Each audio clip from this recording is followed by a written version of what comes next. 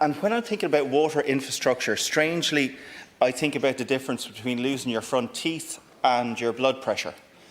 Because the fact of the matter is, if you lose one of your front teeth, you'll be at the dentist the next day to get it fixed.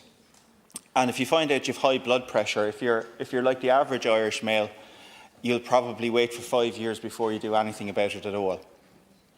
And the irony of it is, it's the blood pressure that will kill you. And I think similarly around investment in infrastructure, and I can apply this to water infrastructure, but also around things like our energy infrastructure and the grid. I think the same applies. Our road network is like our front teeth. If there's a pothole outside your door, you notice it straight away and you do something about it straight away.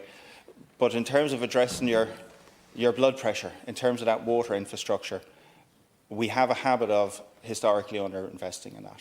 And it's coming back to haunt us, and it affects the development in all that we want to do.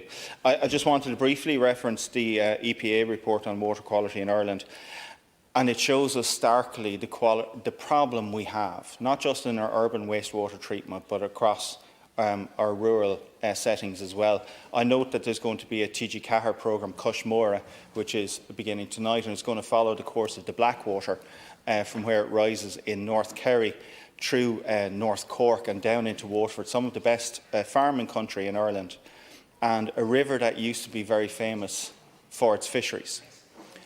But that's no longer the case. The stocks of fish that we see in places like the Blackwater are declining steeply, and that's to do with our water quality.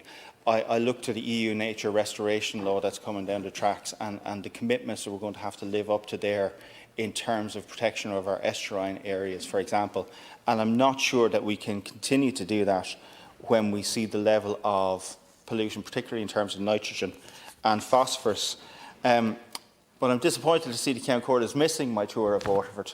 I did want to list the likes of Dungarvan Town, which is under pressure, places like Ardmore, which is getting new water treatment works that were very much needed. But I wanted to focus in on the village of Bunmahan, and this is an area that I've spoken about before. I spoke in December of last year.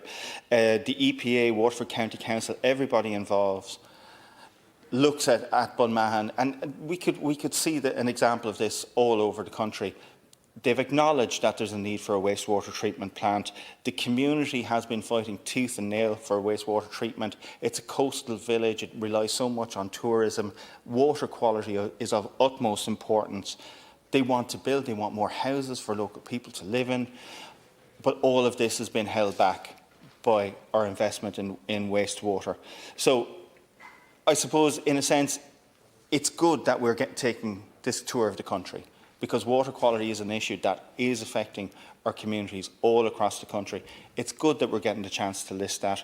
I'll just mention briefly before I conclude that also we have to look to Europe and what's coming down the tracks there. The Urban Wastewater Treatment Directive, we just heard new news on that just on the 26th of October and last month, focusing in on wastewater, making it energy neutral, coming back to an industry responsibility for treating toxic micropollutants. So all of these ask us to move in the same direction. We know that we've built our society, we've built our development on a creaking water infrastructure, and it's absolutely essential that we invest.